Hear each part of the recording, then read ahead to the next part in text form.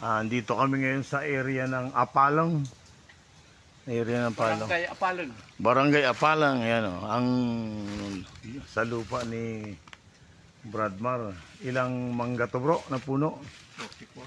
44 na fruit berries na namumunga na.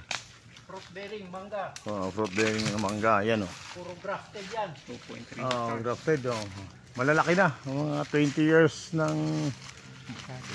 ano to, may avocado. 44 siya, 44. Tapos ang Nara, hindi na, ha? Hindi lang 20 years. Ay, hindi na 20 years. Napili ko to, May mangga na. 80. Nagtanim na ako. May mangga na. 80 to 2000.